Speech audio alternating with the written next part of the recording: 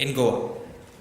This two-day conference would witness participation of leaders, decision makers and ICT stakeholders both from private, government, academia and various other aspects of life. This would provide a unique platform for exchange of experiences and ideas, challenges and opportunities in the usage of information and communication technologies in governance, urban infrastructure, financial sector, education and health.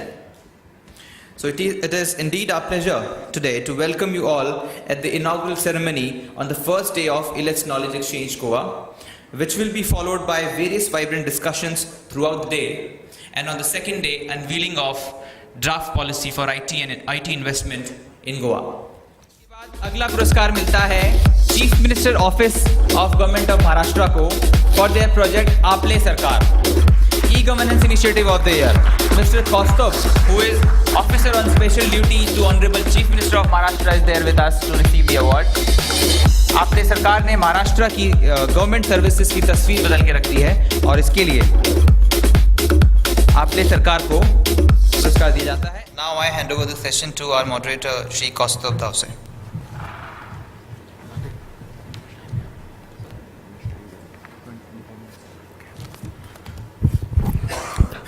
Esteemed panelists, senior officials from the government, industry leaders, friends. We have about 25 minutes, so I have some good news and I have some great news. The good news is that we have a very well qualified panel, so we will make this as interactive as possible. And the great news is that we will not get the slip. Okay. I'll just set a perspective in a couple of minutes so that we can set the tone for this panel. Governance is tough, and e-governance is even tougher. The variables and the associations in order to dramatically change something which has been going on for many years and to re-engineer it and to create a change management ecosystem with increased capacity is a daunting task. We have been fairly successful if you benchmark us globally, considering the vibrancy of our nation, considering the differences in languages and the non-standardization across states that exists, considering the fact that we are the youngest nation on this planet. I think we have a lot to achieve, but both the political and administrative leadership of this country has put us, and we are at an important time in our history. The E in e-governance is constantly being debated, whether it is eliminated or whether it is electronic.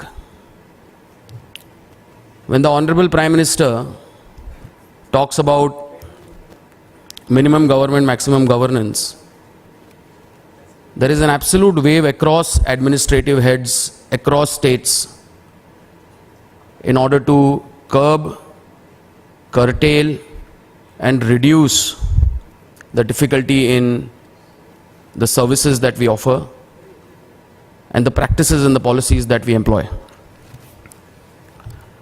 But there is one important perspective, and hopefully by the end of the session, this very, very knowledgeable panel will be able to put that in perspective, are the two key challenges. The challenges which constantly compares us with other sectors, especially when it comes to scale and reliability. Flipkart may have gone down umpteen number of times, but the experience when you deal with Flipkart is amazing. The most hated and the most loved website probably on this planet is the IRCTC website. It can give you smiles instantly and can drag you for hours for inability to do transactions. But let me bring an important item at this juncture, that e-governance is not just about converting manual processes, putting 4 computers. It's a fundamental transformation. It's an internal change. It's a discipline. It's a reorganization. It's a fundamental strategic framework formulation. And I think we all in administration have very well understood that. And that is the reason why we are here today to discuss not what e-governance is, but what it entails in the future and how we can build capacity. I think e-governance covers not just frameworking, but the e-services that you deliver to the citizens. There is a very wide concept called as e-democracy. You want participative governance. In 1947, we decided to fight against the British, and we decided to be free, and we proudly say that we are the largest democracy in the world. But the over-democratization of certain government departments and divisions puts us back. At that point in time, both political and administrative leadership, with an appropriate will, speeds through and gets you delivered. That's the reason why you see very fractured or different kind of development across states. While I have great respect for leadership, both administrative and political, across all states, what is most important is the realization that we are at a point in time in history where our youth is absolutely restless. They will suddenly tweet and put 4 Facebook posts. They will send you zillions of emails, and they want us to deliver. And let me assure you that the state that I represent is very much there in terms of delivery. And with a renewed leadership under the new Chief Minister, Mr. Fadnavis, we have a very clear-cut program and purpose. Improving internal efficiencies and the speed and accuracy are again 2-3 aspects that I think we will deliberate later in the panel today. I just want to talk about just 1 more minute about the initiatives that the state essentially has focused on. One of the key drivers of the government today is the slogan of ease of doing business.